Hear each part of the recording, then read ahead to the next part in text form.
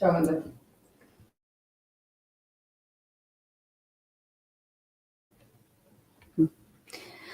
Good afternoon. Respected founder trustee of VES, Shri Bulani sir, respected principal madam, our today's speaker, Dr. Anil Pethe sir, beloved staff members, and my dear students. I, Dr. Aparna Palchetkar, assistant professor, feel privileged to welcome you for the annual lecture series organized by Department of Pharmaceutics under the aegis of IQAC of VES College of Pharmacy. I request our respected principal, Dr. Supriya Shideye Madam, to deliver the welcome remarks to our audience. Good evening, and I welcome all the delegates to today's webinar on recent healthcare technology. Honorable Trustee Shri Bulani sir, the resource person for the day, Dr. Anil Pethe, Professor and Dean, Datta Meghe College of Pharmacy, Nagpur, IQAC Coordinator, Professor Rajeshri Vidlekar, our anchor, Dr. Aparna Palchetkar, all dear colleagues, friends, students.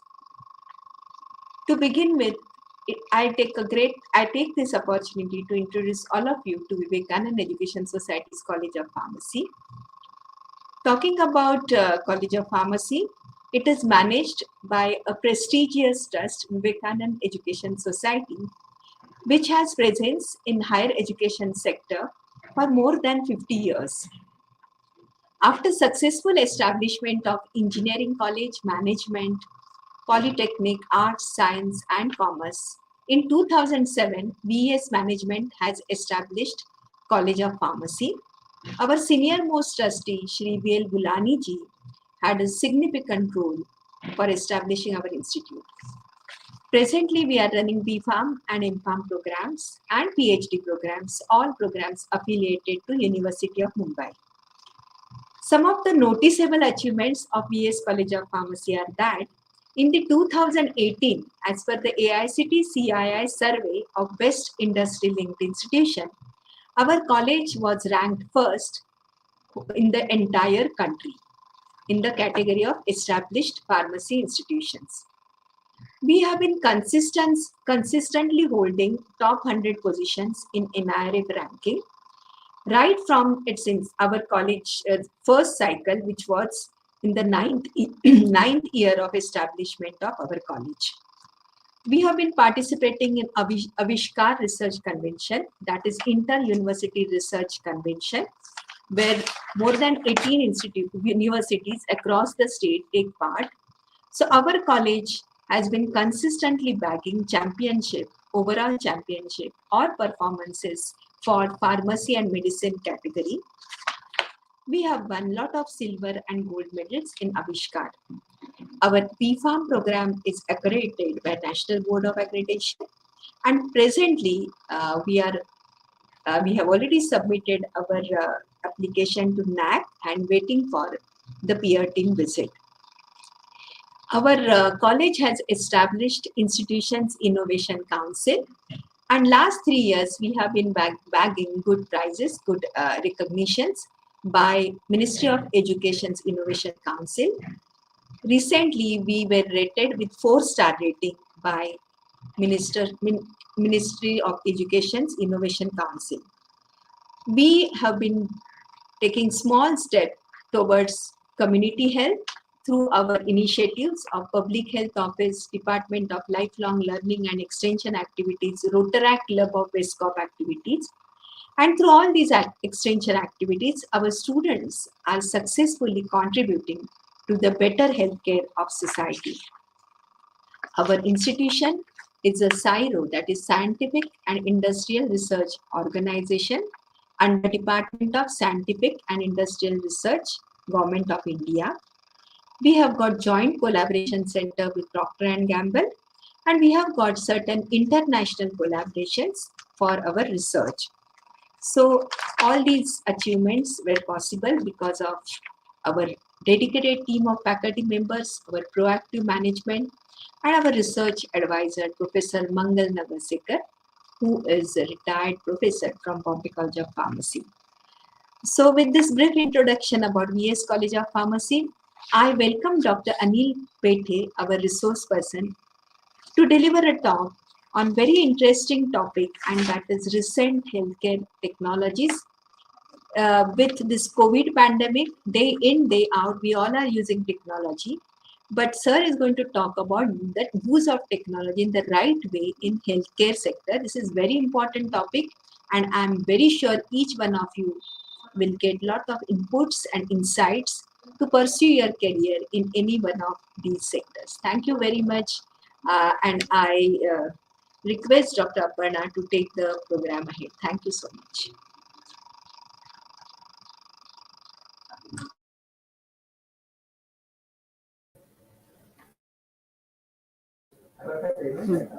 Thank you very much, Principal Madam, to enlighten the audience with the glorious progress of our college and also for the words of wisdom. Now, I would like to request Dr. Rajeshri Hirlekar Madam, HOD of Pharmaceutics and IQAC Coordinator, to introduce our speaker for today's annual lecture series. Rajeshri Madam. Thank you, Dr. Aparna. It gives me great pleasure to introduce Dr. Anil Pethe, today's resource person. Dr. Anil Pethe holds B.Pharm, M.Pharm, and doctorate in pharmaceutical sciences from Nagpur University. At present, he is working as a professor and principal at Datta Meghe College of Pharmacy at Nagpur. And he is having about total of 20 years of teaching and research experience. He has served at School of Pharmacy and Technology Management at SVKM's NMIMS University at Shirpur, Mumbai and Hyderabad campuses for about 14 years. He is having about 45 publications in the reputed national and international journals, total 4 international and 40 national presentations to his credit. He has visited Malaysia, China, Singapore, and Thailand to attend various scientific conferences and presented his research work. He has guided about 60 MPharm students for their dissertations, and presently he is guiding about 5 students for PhD. He has delivered about 50 invited lectures at various conferences, seminars, and workshops at the national level. He has filed about 4 Indian patents, out of which 2 are already published. He has also published 2 books and 10 book chapters, and he has completed 1 seed grant project of NMIMS and 2 industrial projects. Also, he has been recommended for a research grant of about 1 crore by BIRAC on COVID-19 related projects.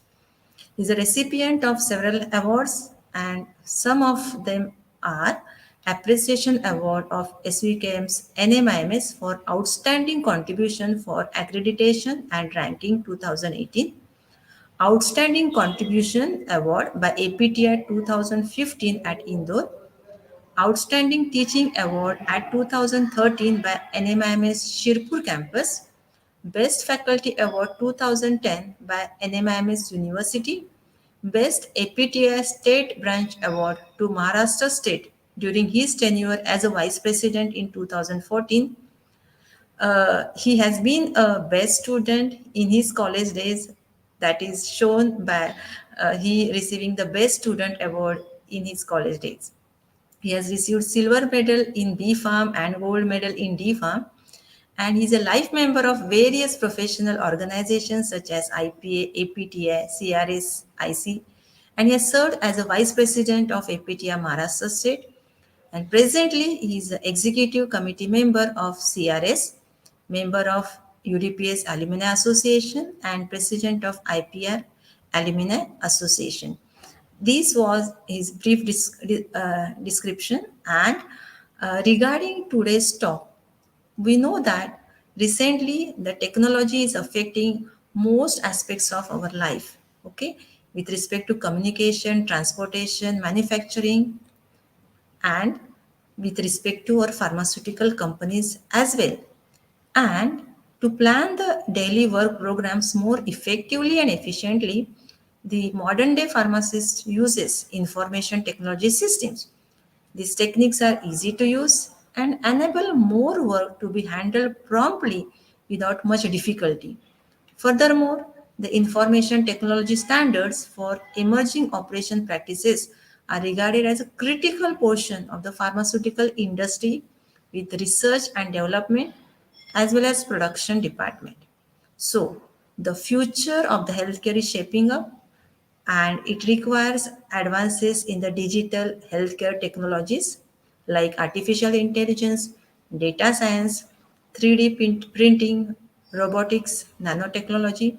So, Sir is going to give his insight regarding this recent healthcare technology. So, I welcome Sir and request him to enlighten the audience for the same. Thank you so much, Sir. The stage is yours, Sir. Thank you, Thank you. Rajeshri ma'am, for nice introduction. Ma'am, I want confirmation from your side whether the presentation is visible. Hello,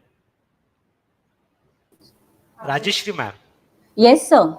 So the screen is visible. screen is visible. Uh, at the outset, I would like to thank Principal of VES College of Pharmacy, Professor Supriya Shidaya ma'am, for conducting such type of annual lecture series at your institute. And I was at Mumbai and I was observing the progress of your institute and glad to see the way that you are taking your institute ahead at national level. So thank you very much, ma'am, for giving me an opportunity to interact with the students. Thank you, Rajeshri ma'am, for choosing me for this lecture series, and my ex-colleague Aparna ma'am. Thank you very much.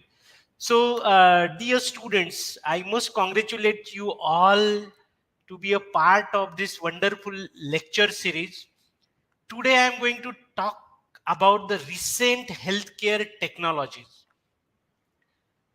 Now, as far as the recent healthcare technologies are concerned, like day by day, the technologies are changing, and we are witnessing all those changes which are happened in the technology sector. Before to start with my presentation, I just want to produce this disclaimer that whatever the information I am delivering today, that information is publicly available information, and the views are it's whatever views that I will be presenting, it all views are my own views and it's not my organization's view.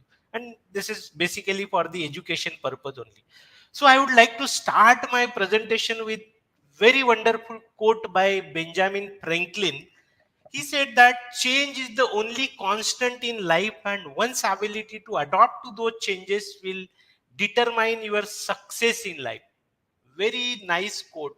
Change is the only constant in life. Yes, change is the only constant. And it's our ability, it's your ability to adapt to those changes will determine your success in life. Students and my fellow teachers, I just want to bring your attention on this very nice PPT, very nice slide, that these are the teaching tools, whatever the changes that we have witnessed in our academic journey, maybe in 2 decades, for few teachers, it may be for 3 decades, or for few teachers, it may be for 1 decade. So when I started my career in teaching, or when I was student, blackboards are the media for teaching. Then the color of the blackboard has slightly changed from black to green and then green to white. And at the same time, the IT tools available for teachings were this OHP slide presentation and then the PowerPoint presentation. And nowadays we are teaching by using the smart board. So uh, 4 to 5 years back, I started using all those smart boards at NMIMS, and here also we are using the smart board. So these are the changes that happen as far as the teaching tools are concerned. These are some technologies. My question to all of you, do you remember all these equipments like telephone, gramophone, Walkman, the typewriter, the radio, the pager, the antenna, the fax machine. My dear friends, once upon a time, all these instruments were the top technologies available at that time. But today, if you see, they are obsolete. So similarly, every day the change is happening, and we are witnessing all those changes, and we have to adapt to those changes. If you want to become a successful person, you have to adapt to all those changes. This is the change as far as the computer is concerned, and I can say that the computer has changed the entire structure of the world. It has changed the communication, everything that has been changed because of the computers and the softwares. Today I am talking to the students at Mumbai or maybe the other parts of country, and sitting at place like Wardha, I am talking to all the students. This was possible because of this generations, whatever the computers are there, the IT sector, I can say. So this was the first computer uh, which was uh, which was called as the small scale experimental machine, uh, known as the Manchester baby, and it was designed by the Frederick Williams in 1948. So this was the first computer. But before that, since 1822, the computer innovation and invention was going on. And today, whatever the computer that is available right now, the computer which is I am using right now, that computer is not having the CPU. It is the multi-purpose computer. And the advanced version of the computer, all those laptops and the mobile phones that we are using, it's nothing but the advanced version of the computer. So purpose of showing this particular slide to all of you is that the changes in the technology has happened in last 30-40 years, mainly this 3 to 4 decades after 1990. We have witnessed majority of the technological changes in our country. Now this is very interesting slide. I just want to correlate this slide with the first slide, that is change is the only constant thing, and one's ability to accept all those changes or one's ability to adopt those changes will determine your success. So I just took the example that in 1999, which was the topmost mobile handset. So this Motorola was the topmost brand, topmost selling mobile handset brand. And in 2009, exactly after 10 years, this Motorola handset, the whatever the market was there, that market was captured by the Nokia, and then elite segment, the BlackBerry. And in 2019, I have just tried to search which is the topmost mobile handset. So the place in the market is captured by the Samsung, and in the elite segment, it is by the Apple. Now, the question, one question is there, like the top handset which was there in the 1999 or in 2009, all those handset or those mobile handset, they are not in the list of the top handsets right now.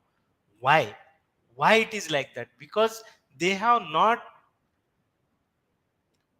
witness the they have not adopted the change that has happened into the technology. That Nokia, once upon a time, that 70 to 80% of the market was captured by Nokia, and today that Nokia is there in the market into the smartphone segment, but they have entered at a very later stage. So this is the clear cut message that whatever the technological changes are there, you need to anticipate all those changes, and you have to follow those technology. If you want to become a successful person, I think you must adopt to all those technologies. And this is general example that I am giving, just to understand that what technological changes has happened, and what happened to those companies which have not adopted those changes at right time point. So just come back to pharma sectors now. As far as the pharma sector is concerned, like what are the top 10 brands as far as the sale in the pharma market is concerned? So this is the list of the top 10 product which were there in the market in 2009. And this is the list in 2021. Just within 12 years, which are the product which are there in the top 10 list? Sorry. So once upon a time, the Lipitor, that is the atorvastatin from Pfizer, is the top selling drug, and it is a blockbuster drug. That drug has created the history in the pharma sector, and that drug was launched in the year 1996, and around 125 billion US dollar was generated by this Lipitor, and till date, every year that around $2 billion they are generating with this particular drug.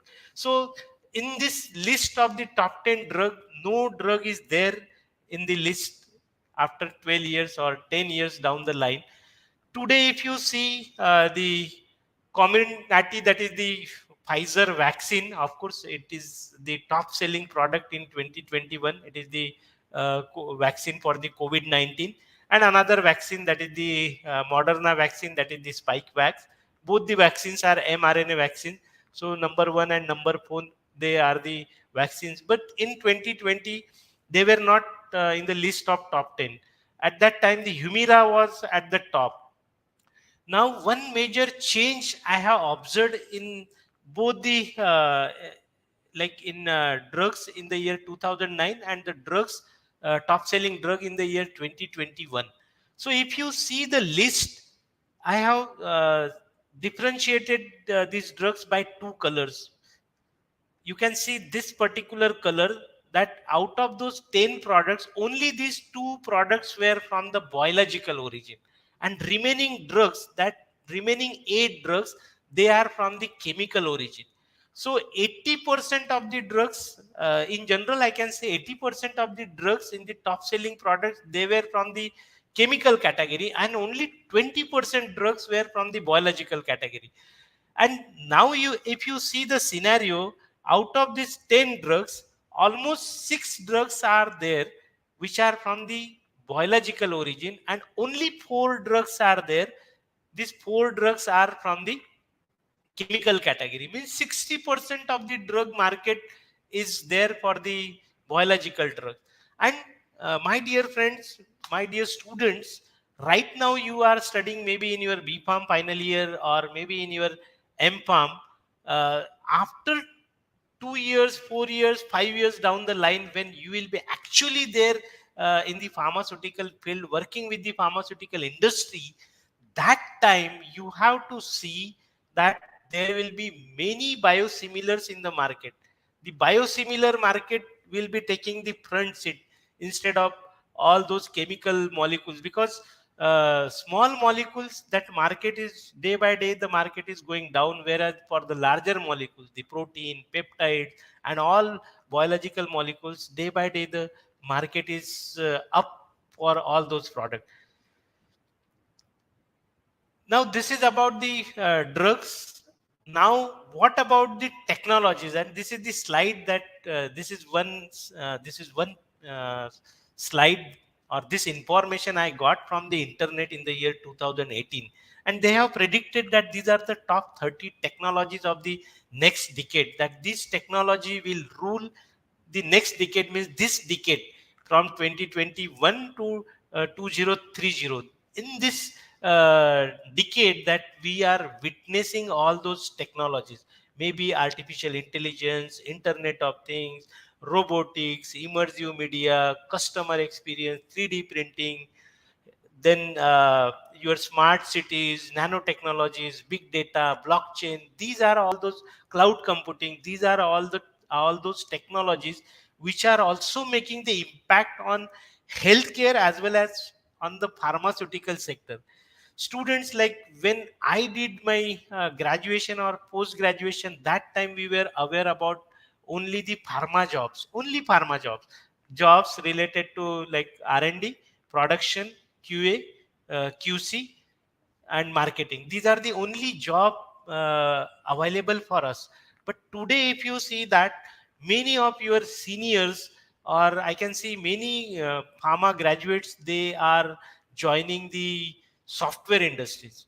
they are joining in the software sectors. So I think this is the big change, and you have to be ready to adopt all those changes and to take up all those challenges. The companies like TCS and other companies, they are software companies, they are recruiting the pharma students. Now, this is the healthcare technology trends of 2022. These are the technologies that are trending, that will trend in this particular year. So, maybe Internet of Medical Things, artificial intelligence, big data, virtual reality, digital therapeutics, remote patient monitoring. So, what are the top 10 healthcare technologies of 2021? Because we are just in the month of January, so we have to see that what are the top 10 healthcare technologies which have ruled the year 2021. So obviously AI, Internet of Medical Things, telemedicine, big data, immersive technologies, genomics, cloud computing, blockchain, 3D printing, and mobile health. So I just want to give brief insight about all those technologies. The first one is the artificial intelligence. Everybody is knowing about this artificial intelligence. So 5 years before, we are not aware about this artificial intelligence, especially the pharma students or pharma teachers. We were not much aware about the artificial intelligence. But today, like, artificial intelligence, like, it's a buzzword. Everybody is talking about the artificial intelligence. I just want to add one thing, the artificial intelligence, like, since our childhood, we were using one instrument that is based on the artificial intelligence. It's your normal calculator. So that calculator was performing the job of calculation. It was doing the calculation. So that was the artificial intelligence. So now the artificial intelligence has fully grown, and in this picture, whatever the x-ray that you can see, it's not a normal x-ray. This particular x-ray is guided with the AI software, and this x-ray will tell you not only about the deformities in the bone, but this x-ray will calculate the age of the patient, then sex of the patient, as well as the bone density, and all other bone related parameters can be calculated by means of this particular x-ray.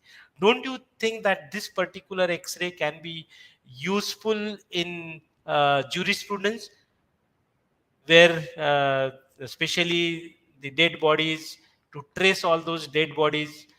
In that case, such type of x-rays are useful. Now, what is this artificial intelligence? So, this artificial intelligence refers to the simulation of human intelligence in machines that are programmed to think like humans and mimic their action. So, this AI, it is the simulation of human intelligence in machine, and they are programmed in such a way that they will think like humans and mimic their actions.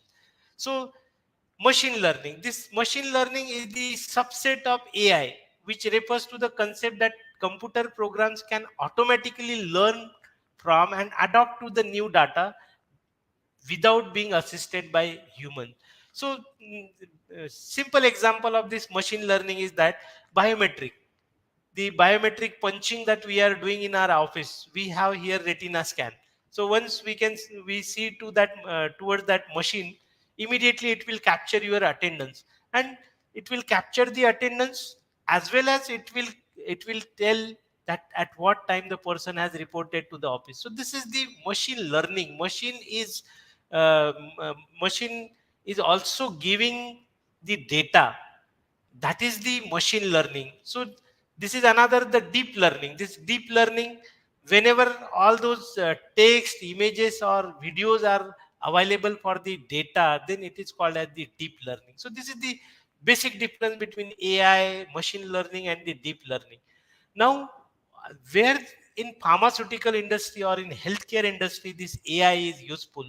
So this Roche pharmaceutical, they have developed machine learning diagnostic technique for the diabetic macular edema. These are the pictures. This particular machine is the eye testing machine. that every ophthalmologist is having that machine.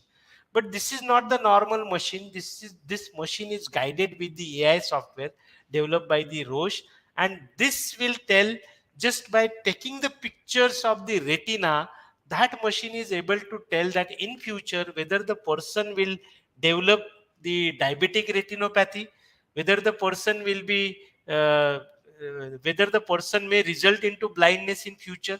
So this is the prediction that can be generated by means of the machine. Don't you think that this is a very innovative thinking, or the innovative use of the AI?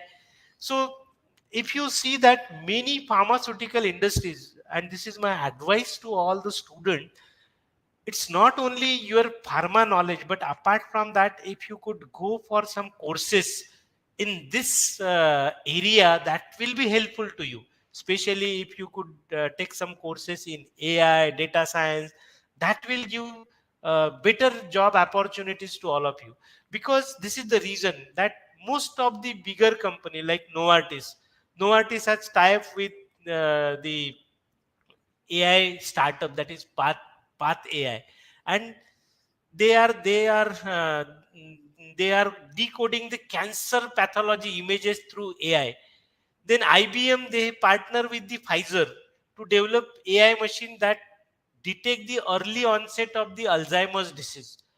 Then this Ultronic EcoGo platform, they have developed the software, or they have developed the machine for the ECG, and by that ECG, the machine will give you the idea whether the person will suffer from the heart attack or not in future.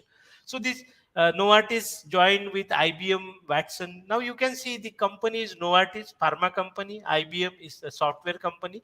So pharma company, they are joining hands with the software companies or the computer companies for development all those devices, and this is definitely going to change the pharma world maybe in next decade, or already those changes you can see. Then this is the Janssen, subsidiary of the Johnson and Johnson. They have developed this Neutrogena Skin 360 app, and this app will tell you about the health of your skin. Then GSK joined with Google. Again, Google is a software company, so they have joined hands with Google to create the biomedical devices, especially the implantable devices. Then the advanced version of this AI is the robotic surgery. And of course, this robotic surgery is not new to us. In India, the first robotic surgery was performed in 2006 at All India Institute of Medical Sciences. And in 2018, December 2018, this man has created the history by performing the heart surgery sitting 30 kilometers away from the patient. So this cardiologist, Dr. Patel, he was sitting at the Akshardham temple at Gandhinagar, and he was guiding the robot to perform the heart surgery at the Ahmedabad-based Apex Heart Institute. So the distance is almost 30 kilometers, and he successfully completed that robotic heart surgery. So this has changed the entire gamut as far as the robotic surgery is concerned. And in future, the students who are doing the MS in surgery, they have to be also trained with the robotic surgery. They have to also learn about this robotic. Next one is the Internet of Medical Things. Now, this Internet of Medical Things, the IoT, Internet of Things, and when those when those machines are used for the medical purpose, then it is called as the Internet of Medical Things. So, what is this Internet of Medical Things? These are the medical devices, because this is one industry, medical device industry. Again, it is having a great future in our country. It is expected that this particular industry will be growing at a CAGR of around 23% till 2030. It means that there may be ample of job opportunity into the medical devices industry. So this medical devices, or Internet of Medical Things, is the collection of the medical devices and application that connect to the healthcare IT system through online computer network. And we have witnessed during this COVID pandemic, everybody was using this particular device. Madam, am I audible? Everything is going smoothly or not?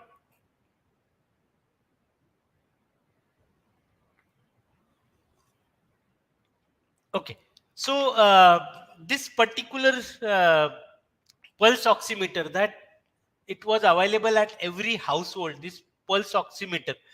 And when those devices are used in healthcare industry, then it is called as the Internet of Medical Things.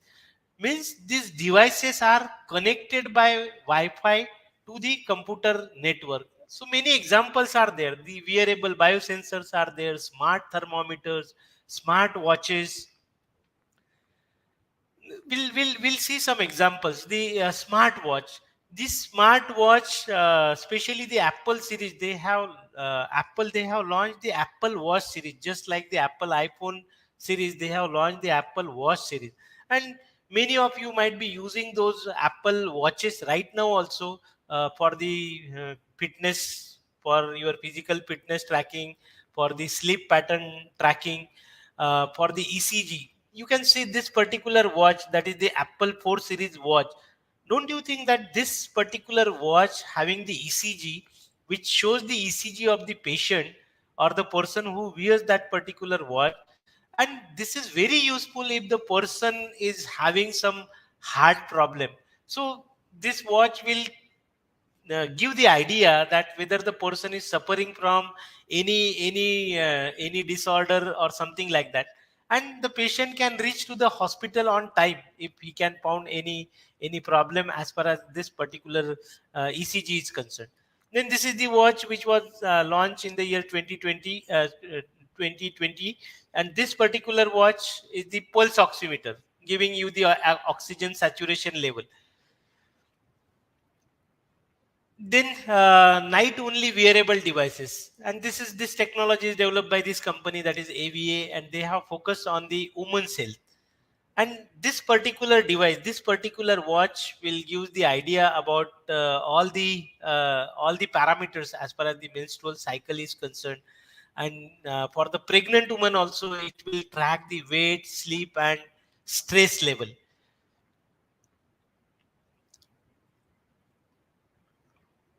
This is another wearable, that is the temp track, and this is the patch. We are working on transdermal patches in pharma industry. We know about the transdermal patches, but this is a different patch, transdermal patch. And this patch is connected to your mobile or connected through Wi-Fi to the device. And this temper track will track the temperature for the kids, and it will work for 48 hours. So especially in case of kids, measuring their temperature is difficult task. So you just apply this temper track, apply this patch to the kid, and you can monitor the temperature of the kid. Then this is the bioscarp. Those students or those people who are uh, very much with the fashion, or they are following the recent trends in the fashion. So this is one more recent trend, that instead of using the N95 mask, you can use this scarf. All the girls, you can use this scarf. This scarf is having inbuilt N95 filter. So this will help you to protect yourself from all the airborne diseases, especially in this COVID pandemic, as well as the in normal course of time, the influenza, pneumonia, TB, etc.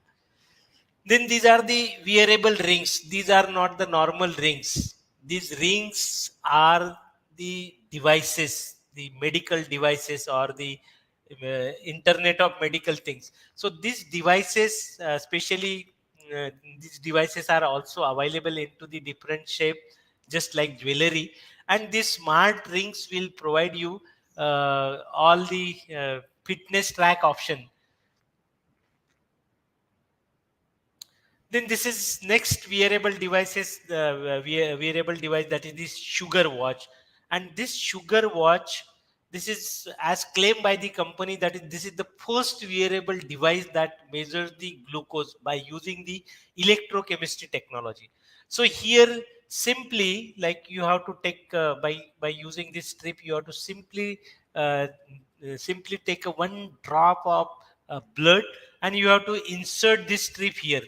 You have to insert this strip here, and by means of the electrochemical technology, this particular watch will give you the idea about the blood sugar level of the patient. So this is a very easy thing when you are when the patient is suffering from the diabetes. So the management of diabetes is very easy. Now this is the advanced version of the same, the hybrid closed loop insulin delivery system, and this is useful for the treatment of the type 1 diabetes.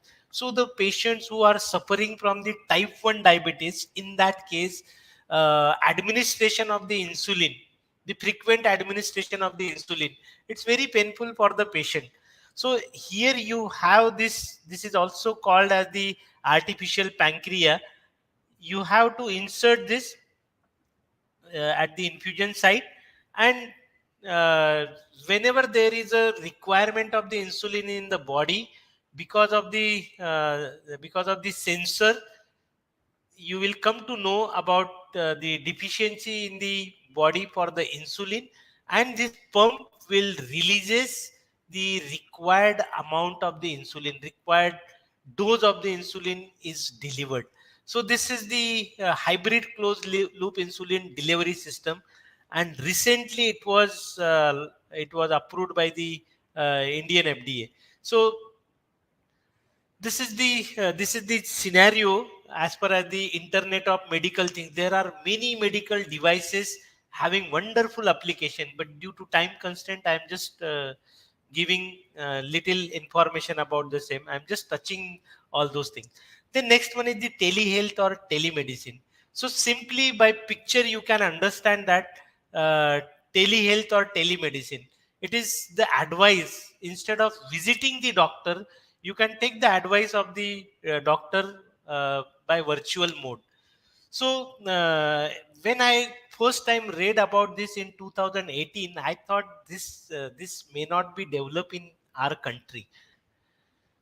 This is the concept is there in Europe, but in our country it may not be much popular. But during this pandemic, when the normal patient, they uh, they were not they were hesitated to visit the hospitals, or even the OPDs were closed for them. That time there are many such apps are developed, like the Procto, 24 doctors, doctor on call. All those apps were developed in this pandemic only, and this is again a growing market. It is expected that this market will reach to more than 100 billion dollar US dollar in 2025. So Just Doc, Procto, Empine, Doctor on Demand, these are the various apps which are developed by the doctor. So for the minor ailments, instead of visiting the doctor, or instead of waiting at the doctor's chamber, outside the doctor's chamber, it's better like if you can go ahead with this telehealth. And somebody asked me, what about the rural areas? I think this is the this is very helpful, especially in the rural area also, because even at rural area, everybody is having the internet connectivity thanks to Reliance. So next one is the data analytics. Now this is again the buzzword, data analytics. What is the data analytics? The simple thing that data is everywhere, and it is doubling every 2 years, and this data everywhere will hear the word data, data, data. And the article in the Forbes state that data is growing at a very faster rate, and by the year 2020 about 1.7 megabytes of new information was created every second for every human being on the planet. So just imagine that, how much magnificent amount of data that has been generated in the year 2020. And why it is important to learn about the data analytics. So data analytics is nothing but the statistics. In simple language, I can say that it is the statistics combined with the computer softwares, combined with the other technology. So we have already studied, or maybe during your graduation or during your post graduation, you will be studying about the uh, statistics. But along with statistics, the interpretation of that statistics can be taken care by the data science. So there are two important terminology. One is the big data and second one is the data analytics. What is the meaning of the big data? Suppose this particular webinar is attended by the 1,000 participants and Rajeshri ma'am is having the data of all those students via Google form. But she has collected the data for 1,000 students. Now, if I want to segregate that data, that how many boys have attended the seminar, how many girls have attended the seminar, in that case, then it is called as the data analytics. That I have to analyze that data. So for 1,000 students, it's very easy to analyze that data. That how many students are from Maharashtra, how many students from other states they are attending this, how many students from Gujarat they are attending this. So this is very easy when the data, you have a small amount of data. But just imagine when government has administered 160 crore doses of the COVID vaccine. In that case, the analysis is very difficult, and that analysis can be performed by the statistical tool in the form of the data analytics. Whatever the computer tools are available, those computer tools are perform this data analysis. And it's not only the uh, analysis of data, but then prediction of that data is equally important. How to predict that data? And this is going to change, already it has impacted the pharmaceutical industry. Like, by on the basis of that data, the pharmaceutical marketing, the marketing firms, they are using this data analytics for predicting their future sale. Like, what was the sale of cough syrup in the month of December 2020, 2019, 2018, and on that basis they will predict that how much will be the sale of cough syrup in the next 5 years or 10 years down the line. So this is very useful, and this particular graph, this is called as the predictive analysis. And this graph, which many of us, we have received this graph on our WhatsApp, and this graph was prepared by the IIT Kharagpur, experts from the IIT Kharagpur, and then one laboratory at Hyderabad. It is called as the Sutra model. And on this Sutra model has predicted that the second wave will be there in our country. And in the month, whatever they have predicted, that in the third, fourth week, and the first and third, fourth week of the April, and first and second week of the May, we have seen the largest number of patient, COVID-19 patient in our country. So the whatever they have predicted, it was exactly matching. Whatever the prediction was there, exactly that prediction was matching. And they have published this, they have released this graph 3 to 4 months before the COVID pandemic. And this is nothing but the data analytics. This is the data analytics. By the help of that data analytics, the government was ready, government was prepared how to tackle this pandemic situation. Next one is the immersive technology. So as far as the immersive technology is the virtual reality, the augmented reality, the mixed reality, holography, these are all the virtual reality tools. You are aware about that. Due to time constraint, I'm just going little fast. So this virtual reality devices, where these devices will be useful.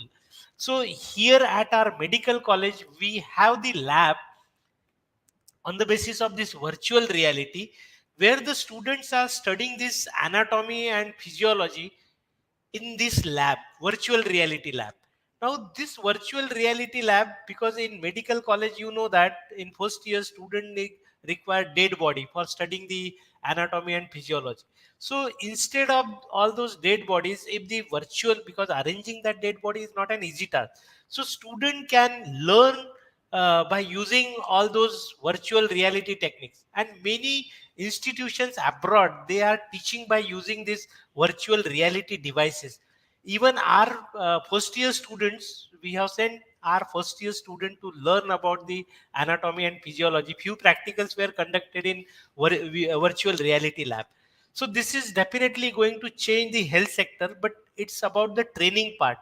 Even for the diagnosis purpose or for the treatment of the patient with the neurodegenerative disorder, this virtual reality devices will be useful. Next one is the mobile health. Now this mobile health, in a simple language, it is the apps which are used for monitoring your health. And this Skype GP app, it connects the patient to the doctor. So the person is having the app, and that particular patient data is tracked by his doctor. So his doctor or his family doctor will track about that patient, and he will guide whether the person is require the blood sugar, whatever the changes in his body is there, that can be managed. Similarly, this is very interesting one, Chase project, which designed an app to support recovery from the alcoholism. And this is the geolocation tracking. So if the person is alcoholic and if he is going to any high risk area, especially his favorite drinking spot, so immediately the alarm will reach to his family member or his doctor. So this is about the mobile health. The smart inhalers, that is the advanced version of this. So smart inhalers, whatever inhalers that you are using for the treatment of the asthma patient, uh, those inhalers, the problem with those inhalers are, the research shows that 90% of the patient, they don't use the inhalers properly. And due to that, as they don't use the inhaler properly, how much dose of the drug that is administered is not tracked. And in that case, for the better management of this asthma, if those inhalers are guided with the Bluetooth, so whenever the how much the amount of drug that is administered to the patient, immediately that is recorded. So by that way, you can manage the asthma in a better way. And this technology, that is the Teva, they have introduced this Pro Air Digihaler in the US market, and which was already approved by the US FDA. And there are many such devices which are there in the market. Which are there with the FDA, and FDA very like in a very short span of time, FDA will be giving approval to all those smart devices, smart inhalers. Then next one is the 3D printing.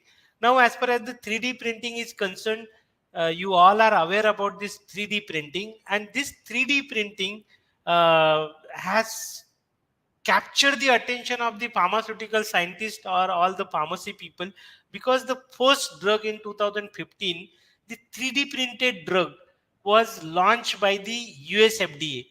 It was approved by the US FDA. So Aprecia Pharmaceutical, the drug was Spritam, that is the levetiracetam tablets used for the treatment of the. So this particular tablet was launched by the Aprecia Pharmaceutical, and then immediately pharmaceutical scientists, they started asking about this 3D printing. So in a simple language, this here you can see the printer. On any printer, we know that the ink is there in this cartridge, and that ink will be that particular ink uh, will result into the writing of the page. But here, this particular ink which is filled in the cartridge is nothing but your API and the excipient. And this particular ink will then, this cartridge or this ink will then produce the tablet. So this is the 3D printing, and there are a lot of research is going on as far as the 3D printing is concerned. So it's a separate topic. In this is called as the bioprinting, the advanced version of the 3D printing. All artificial organs can be developed by means of this 3D printing. Don't you think that if those artificial organs are developed by using those bioprinters, and those artificial organs will be useful for the patient, because there are very less number of donors and many patients are waiting for the donors. So if this will if this is a very interesting technology, like maybe I will suggest that if you want to make a career, please think about this. Then blockchain technology. What is this blockchain? You might have heard about the virtual currency or the cryptocurrency. You might have heard about the Bitcoin. So when this Bitcoin was launched in the market in the year 2008, that time cost of one price of one Bitcoin was just 40 paisa. Today, if you see the price of one Bitcoin, it is around 30 to 35 lakhs, something like that. It means that if you have invested 40 पैसा in 2008, आज आपके पास वो 40 पैसे का 30 lakhs rupees होता था. So this is called as the cryptocurrency. There are thousands of cryptocurrencies are there in the market. Like Bitcoin is there, Ether is there, Digicoin is there, then 1inch, Binance Coin, Uniswap, Stellar. These are all Litecoin, Ripple. These are the various virtual currencies. Now, what is this blockchain technology? Basically, what is this blockchain technology? Because all these virtual currency, they are based on the blockchain technology. So this blockchain technology, like if I am for any transaction, if you go to bank and deposit say 100 rupees, so this is called as the transaction, and those transaction is recorded in a ledger. Earlier, the bank officers, they used to write on a ledger, but later on they are making the entry of the same into the ledger folder. So this is the simple thing. But in case of the blockchain technology, whatever transaction that is happening, that transaction is recorded by thousand, perhaps millions of the computer in the network. So for one transaction is recorded by thousands or maybe millions of computers in the network, and that one transaction is given say 24 digit code, and this is that particular transaction will resulted in the form of node. So this is the node for that transaction, and now this transaction, this particular block is then entering into the other blocks. So these are the earlier transaction. So this transaction is entering here. This is the chain and this is the block to the chain. So whatever next transaction is there, that next transaction will enter here. The plus point with such type of technology is that this is permanent and unalterable. This is permanent and unalterable technology. Like if you want to change this, you may not be able to do that. If you want to cancel this transaction, you have to destroy this complete blockchain, and which is practically impossible. And where this technology is useful, this technology is useful in pharmaceutical marketing. This technology is useful in pharmaceutical marketing, especially in supply chain management, where you can trace the drug, because counterfeiting of the drug, that is the biggest problem with the pharmaceutical industry. And this market is around counterfeiting drug market is around 200 billion US dollar. And again, India and China, they are the top seller as far as the counterfeit medicines are concerned. So here in that case, like if you want to track that, so this blockchain technology can be used, and many pharmaceutical firms, they have already started using this. Similarly, your health record, maintenance of health record, because privacy of that health record is another concern. So you can protect your health record by means of using this blockchain technology. So securing your data, that data can be secured. So Estonia is one country, they started using this technology to secure the healthcare data. And 90% of the health information is laser based, and 99% of all prescription information is digital. So I'm damn sure this technology will going to make a big impact on the pharmaceutical industry. Next one is the cloud computing. You all are aware about this cloud computing. You are using this cloud computing. So in a simple language, the third party resources you are using for the storage of the data. So especially here we have a big hospital, like 1500 bedded hospital we have here. So in this particular hospital there is one IT department, and that IT department is having a lot of requirement, the computers, the storage of the data. So if if we go for the third party use of that data, like if we can if we can ask the third party to provide that services, then I think we can save our lot of energy into that, and we can save our lot of manpower into that. And then third party will give us the access to whatever data that is required. So this cloud computing, again, in pharmaceutical industry as well as in healthcare industry, is going to make a big impact. Next one is the gene editing technology. Ma'am, how much time I am having? Hello? How much more time I am having, ma'am?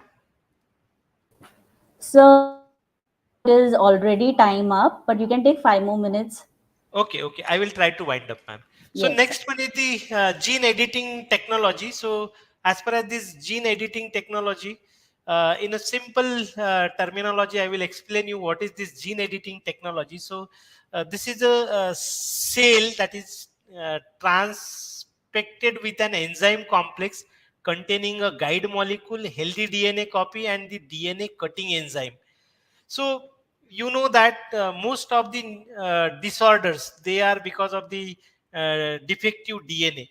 So here this specially designed synthetic guide molecule which is there in this particular cell will reach where the defected gene is there. It will identify that defective DNA strand.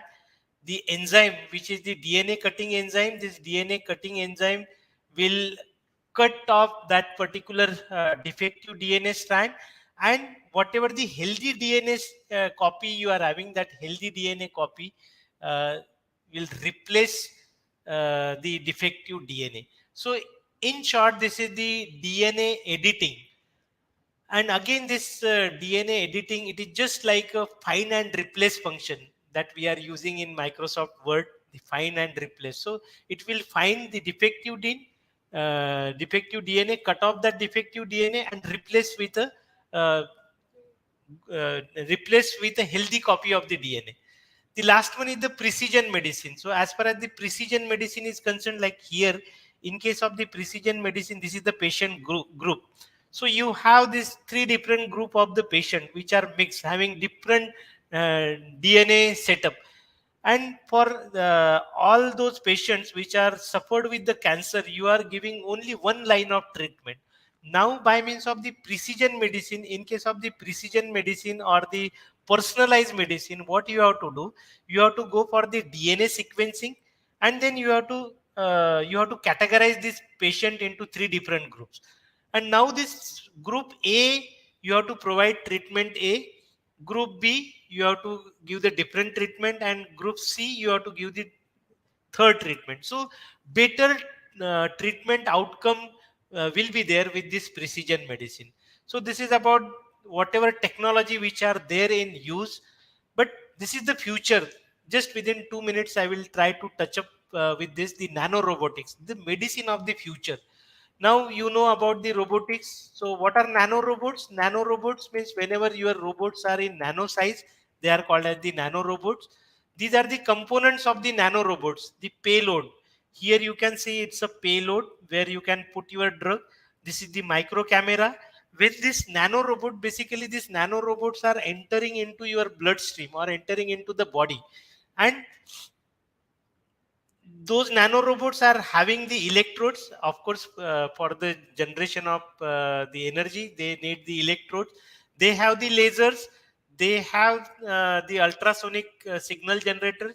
So especially lasers, whenever you want to chop the cancerous cell, or if you want to destroy the blood clots, then all those lasers can be used. And here you can see that they are having the structure similar to that of the RBC.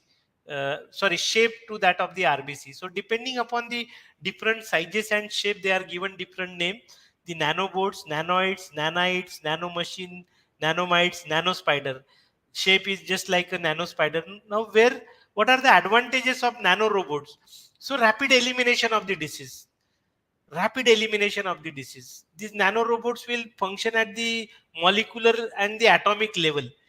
Nanorobot might also produce the copies of themselves to replace.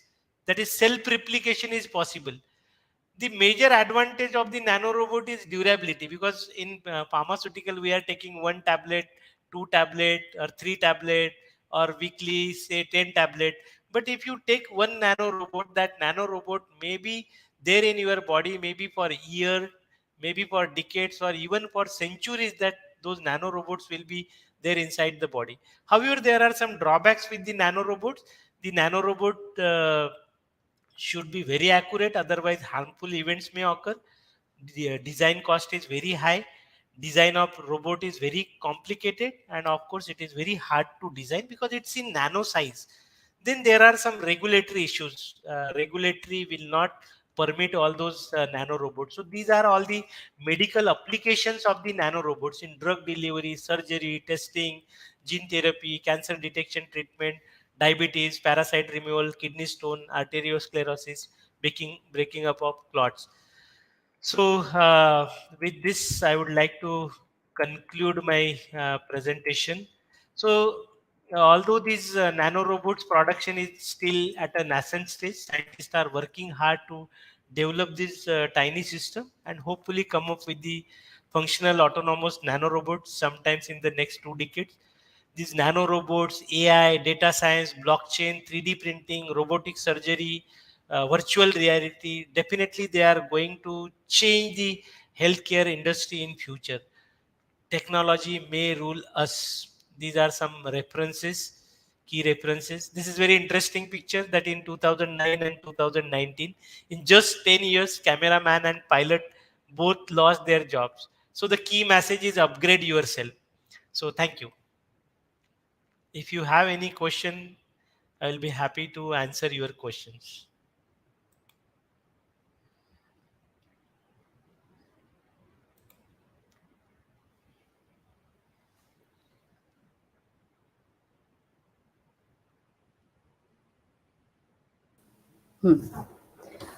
Thank you very much, sir. We are very thankful to you for making us aware of the recent healthcare technologies. We are also thankful for sharing the insights of the sophisticated healthcare technique trends of 2021 and 22. Few of them listed were from our daily routine. We were also enlightened us with the novel smart healthcare technologies which are available, and also with the importance of data analytics considering the pandemic situation and the data which was collected during this pandemic. And as you said, it is rightly said that we need to anticipate, adopt, and adapt the changes in technology to be a successful brand in the pharma market. Thank you very much, sir, for this enlightening session. We have with us our Honorable Founder Trustee of VES. May I request Honorable President Sri B.L. Bulani, sir, to express his profound views on today's occasion. Over to you, sir.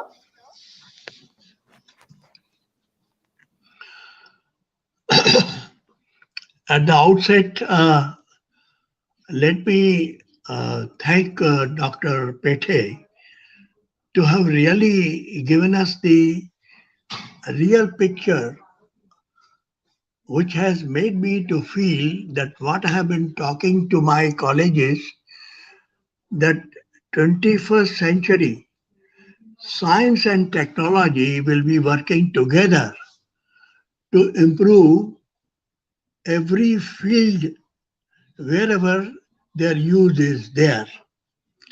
20th century science has helped us.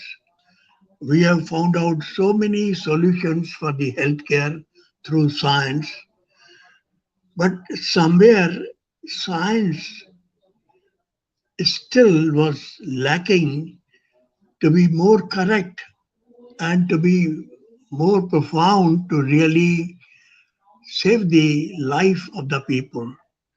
I think technology is going to really help us. I have been telling my pharma students that the future lies with the pharma and technology to get together and even do a lot of projects which can be done in a simpler way under the guidance of the experts.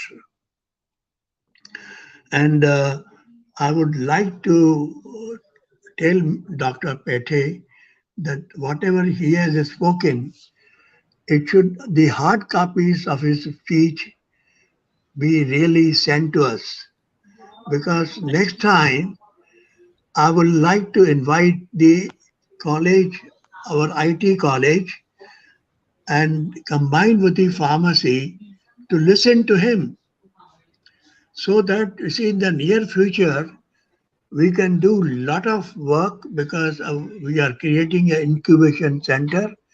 There a lot can be done. I don't want to say that we can do everything, but at least some of the things which, while we are getting educated, I mean, while students are getting educated, they will get that opportunity how to do these simple projects, which can really be converted into a big project. So it was a wonderful, in fact, what I have collected through surveys, and Dr. Pethe has given to you in the form of an article. He has given a speech. It was wonderful. And I must personally thank him to have accepted our invitation for this lecture. And one more thing, we would like to have him to be invited to be a member of our advisory council, so that he can go on guiding us how pharma industry should pick up, and some courses which will be based on technology, because today biotechnology is changing the scenario of even the pharmacy. So I would like that if he can accept our invitation, I would like to invite him. Once Thank you again, for it. thank Thank you you for very it. much My for your pleasure, sir. wonderful talk. Thank you Wonderful. for It your was. words of I appreciation. have been sitting straight on this, though in between lot of calls came. But I heard you, and I'm really happy about this what you have conveyed today. Thank you very much. Thank you for your words of appreciation and your blessing, sir. Thank you very much, sir. Yeah. Thank you, Bulani sir, for your motivational address. With your kind permission, Dr. Anil Pethe, can we take few questions? Yes, ma'am, please. Yes. Um, I would. One of the student is asking: is there any technology which can be used for cancer patients? Which technology, ma'am? Specific technology, if he's asking, I didn't got the question. It is AI or... Sir, it could be related Yes, to AI. respected sir, thank you for such an informative session while doing the informed diabetic. I will... Yes, Rutuja, you can incorporate any technology maybe into your dissertation work. But as Bolani sir has rightly said that we are not the expert in the software area. So maybe if you can collaborate with the your engineering college, if they are having the IT department, I think they will help you in that. So there are recently only yesterday only I read that one of the product AI guided product is there in the market. So it is approved by the FDA. So uh, anything is possible. Maybe if you can collaborate with the engineering college and if you can plan for your thesis dissertation. because most of the time we as a student or we as a teacher, we are focused only on Sutics है तो फिर we उसके बाहर नहीं जाएंगे हम, even will not touch the chemistry part. But this interdisciplinary work is very important, and I think you should go ahead, you should talk to your engineering professors. Maybe if you have the 3D printing lab at your engineering college, maybe Sutik student can plan their project on the 3D printing.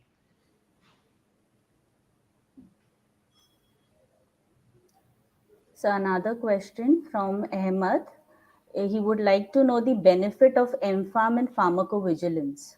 Of course, dear Ahmed, pharmacovigilance is one area which was not in limelight maybe 5 years before down the line. But today, if you see, there are ample of job opportunities as far as pharmacovigilance is concerned, because especially in our country also, like we are very much vigilant, and many MPharm pharmacology student or even the BPharm students, they are recruited by the pharma industry in the pharmacovigilance area. So a lot of opportunities are available in pharmacovigilance. Rather, I can say that if anybody is interested, please go ahead with that, because this is the right time. Maybe after 10-15 years, you will be the leader in that area. So one more question from Rutuja. For joining these software companies, do we need to attend any extra courses in degree or masters in pharmacy?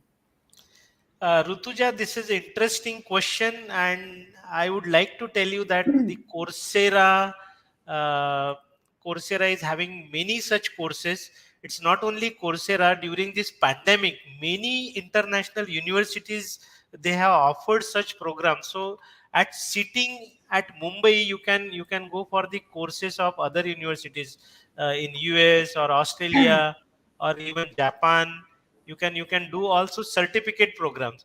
So you don't need to become a master in that area, but at least you should have some basic knowledge. So for that, I will recommend just go for one or two certificate courses. Even LinkedIn, if you are member in LinkedIn, you can see some courses are available on LinkedIn platform also. But Coursera is offering many such courses. Okay. Thank you, sir. One question from Piyush. So, which courses and types are there for entrance for jobs in software companies? Yes, very interesting question. Again, extension of the earlier question. The courses, especially if you want to enter into the AI related area or machine learning, I will suggest you to complete the courses, especially in the machine learning. There are many courses like in artificial intelligence, machine learning. If you could learn some languages related to that, that is also be very helpful to you. So just plan for one or two such languages or basic courses in that area. That will be helpful to you. Okay. Sir, these were the questions. Thank you for patiently answering them. I would like to share there is a comment like it is a very informative talk in recent healthcare technologies. Thank you very much, sir.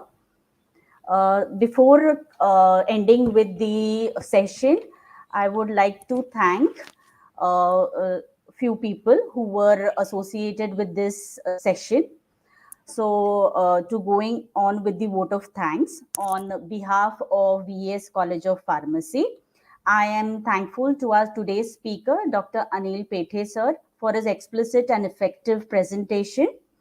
I would like to express profound gratitude to our principal, Madam, for a constant encouragement and the moral support in every event which is organized by Westcope.